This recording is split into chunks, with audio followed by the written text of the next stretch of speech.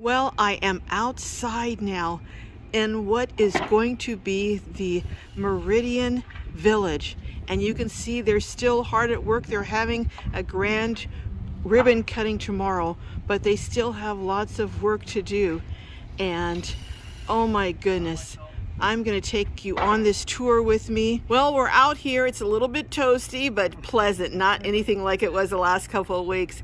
But this is one of the units. And about how big is this unit inside? Inside, it's 86 square feet. Total platform is 120 square feet. And each cabin has a small porch. Okay. We'll have a chair so that, they can sit outside and talk from their porches. And talk to their neighbors. Yes. Okay. And each cabin is basically the same inside? Yes, it is. Exactly. Well, why don't we go inside and you can show us the cabins inside? Sure. So this one is done in terms of the structure itself, and you're getting it organized, but basically this one has a bunk bed here, and underneath, what is that going to be? That's going to be a workstation, like a desk for if mom needs to do some paperwork, because they'll have access, or actually each cabin will have a laptop computer, so she'll be able to do any type of application she needs to do, or communicate with case manager, or with job applications if that's what she's filing. Now these cabins were all built by volunteers? Yes, ma'am. Oh wow. So I see that they have, is this plywood here? Walls? The walls are actually, they're framed units. Mm-hmm. So this is a framed unit. It's fabric at the top, fire resistant fabric at the top, wood at the bottom, and it's fully insulated. Okay. And the way it's designed, they're modular in the sense that if something were to happen to this panel, we could just take the screws and unscrew it, and we could replace this panel without having to tear down the whole unit. Exactly. Okay. And each one I'm seeing here has 2 windows? Yes. So this looks like an egress window where you could actually get out? Yep. 2 windows, has an air vent and a solar fan in the ceiling. Oh, okay, that's powered by solar. Yes. Okay. And it's all insulated. The ceiling's insulated. And so when you and then it has a front door with a lock on it? Yes, ma'am. Okay. And when you come in, you notice that it shuts out the sound. Yes, I don't hear even the drilling and stuff outside. So that's why, as I said before, it's going to be important that the first assignment a mom gets or a woman gets is to rest. Okay. To have this peace and quiet and be able to rest here. And feel safe. Yes. Wow. Now I'm looking over here, and so it's electric, has electric also, not just the solar powered fan, but each one I was looking outside, it looks like it has an electrical box outside. Yes, it has. We actually have the power inside, have a light in the ceiling, porch light, heater, outlet for the laptop or charge a phone, and the outlets have regular outlet and a USB port. Okay. And then on the outside of each cabin on the back is an electrical box so that there is additional outside power. If they want to sit outside and play radio or something like that, or charge a phone, they can still do that. Let's go look at that. Sure. This is Tim, one of our master builders and a master craftsman, experienced custom home builder. Wow. Who is a member of our church. He's come and volunteered here today to build the steps. Oh my goodness. So I'm looking over here. This one is how it looks before the steps are in. And then this is what it's going to look like once the steps are in. Okay. Wow. So you're thinking of everything. And you even have they have a shade cover there, so in the rain, right, they're opening the door with groceries or something. So now let's go back and look at the electrical box here. Now the outside is painted.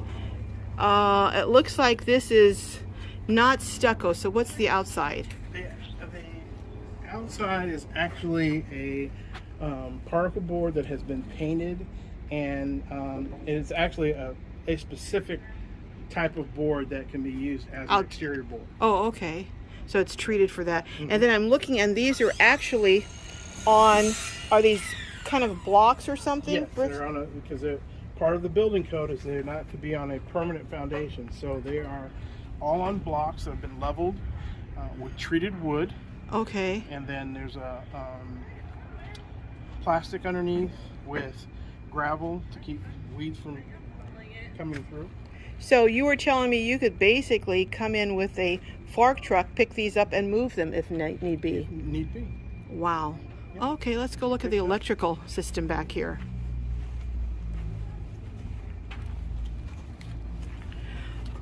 Now that's the smallest electrical box I've ever seen. That's it. That's it. And then you can put we can put an outlet here. Okay. If need be, or additional power. All right. But each unit feeds off of we have a meter coming to the village, so we'll know how much power the village uses. Okay. Separate from the church, but it's all on the same. They're powered from the church. So you'll know though what the cost is for running the power to the village. Yes. Okay, and that's good for planning. Yes. Oh wow, I'm looking behind here. And you were saying that you are going to be landscaping this over here, and you're putting together plans now for the landscaping? Yes. Landscaping will be, if you can imagine seeing from above, it's going to resemble a starfish. Okay. And if you think of the old story of the starfish, or if you heard the story of the starfish, where a gentleman is walking down the ocean or walking down the beach, and he sees a young man doing something. He's throwing starfish back, and there's hundreds or thousands of starfish. And the gentleman tells him, says, "It doesn't. Why are you doing that? You're never going to be able to throw them all back in." And the boy bends down, picks one up, throws it back. He says, "Well, I made a difference for that one." And you're going to make a difference for these moms. I'm going to make a difference for every mom that lives in the cabin. So the symbolism of the starfish over, wow. And we're going to go over now and look at exactly what you're having shower facilities, since they're not bathroom facilities or cooking facilities inside. Right. So now how will the moms cook if they needed to or wanted to cook? Well, we'll be able to use the kitchen facility we have here at the church. Okay. And we have a full kitchen where we actually prepare meals. Okay. So they'll be able to use that 3 times a day. But also in the security cabin, we plan to have a refrigerator with maybe a microwavable meal and a microwave, so that they can, if their child in the middle of the night, they can't go all the way over, that's 2 buildings over. Right. The kitchen is, they'd be able to just go to the cabin, the security cabin. Well, let's go look at what the security cabin is going to be. This will be the security cabin. Okay. Actually, the case manager will be here during the day, and then the security team will be here, or the security person will be here in the evening. So a case manager from the county or the city? Case manager from Homestart. Okay. Homestart has the contract to do outreach with folks living in homelessness in El Cajon already. Okay. Basically, there's going to be security here at night. Yes. Okay. You know what? As I'm standing here looking at this security cabin and social worker cabin, I'm seeing what you were talking about, the insulation. Because this cabin isn't finished yet, but yeah, I see the insulation, and also I see it looks like the studs are pretty close together. Looks like regular home construction. Well, they are regular home construction in terms of distance. Right. But the interesting thing is this is an iWood design. So this wood has been shaped, and we are actually using 30% less wood in building the cabins than you would normally use if you use just a straight 2x4. So that saves money then? That saves money. And I'm looking up here. Oh, I see. So it's not flat. It's got the cutout on either side here. And that's called iWood? It's called iWood. Okay. And the gentleman has shown us how to do that. And the beauty of this with iWood, again, it saves in the consumption of wood and trees, but everything that we've used, so when we shaped this wood, after we shaped it, then the shaping or the shavings, it didn't get wasted. It was actually sold to a llama farm, and they're using it as bedding for the llamas. My goodness. So we're using every bit of wood that has been purchased in this community, so it's added to the tax base in the community. And some of the shavings could be used for particle board. Again, we use some of it has gone to the llama farm. So we're trying to do everything and be responsible neighbors and make sure that we're, again, adding to the community that we're living, being a blessing in the community. Wow, what I guess you'd call it a holistic approach, kind of? I think, yeah, that's a good way to describe it. Yeah, Okay. Yeah. Well, one question I know all my viewers are going to be asking is, how does everyone use the bathroom? And you have bathrooms over, and let me come over here and show them briefly. You have bathrooms that are in this building here that I'm looking at, so it's easy to just go from right here over to the bathroom. But you're also having, for right now, you have a shower. Is this a shower trailer? Yes. Okay, and let's look in here.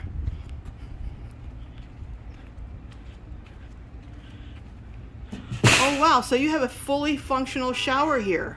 Yes. Okay. Oh my. So we have a sink to shave, brush your teeth, the mirror, and then a shower facility, chair, of course, to put their clothes in. Okay. And because this is separate, this is all just gray water. So it goes down into connected to our sewer line, and it just goes straight in from here. Oh well, and I noticed this one, we won't go in it right now, but this one had longer, it's a larger shower unit. It had a bar for if a person was on a walker or something. Or for someone with disability. Oh, okay. To your right there is that door actually folds down and becomes a ramp. Oh my goodness, because I was looking at this and I thought, okay, it's a disability, but how are they going to get up there even with the steps? But you're saying this door folds down, Yes. and then they can just roll their wheelchair right into, wow. This trailer is it's a converted, what people call a toy hauler. Oh. So people used to maybe put dune buggies or three-wheelers or quads, ramp, go down to the desert, throw the ramp down and put all that stuff in it and haul it down there. So many brilliant ideas. This has been converted to provide showers. Well, a lot of people are also converting these now and living in them. Yes. Yeah. What have you not thought of? You have disability showers, you have social services for people, you have security at night for these women and their children, and you also do meal handouts here, distribution here.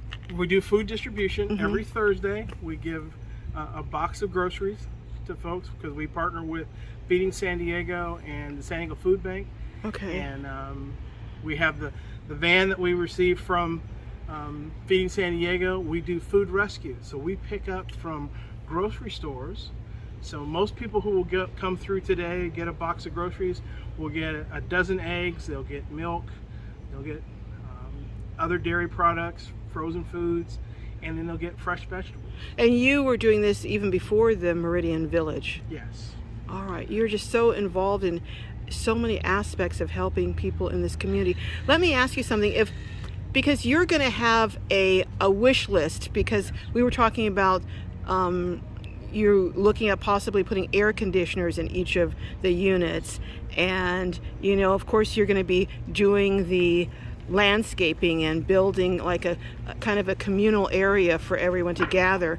So if someone wanted to donate to this cause, what are the ways and how could they do that? Well, they could always donate. They could look us up definitely on the internet and donate through Amikas. Would be very easy.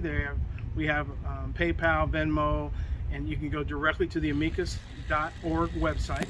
So they could donate through the Amikas Foundation, which is who was part of building this. Yes. Or how else could they donate? Or they can donate. They can donate to Home Start, who provides our social services and case management.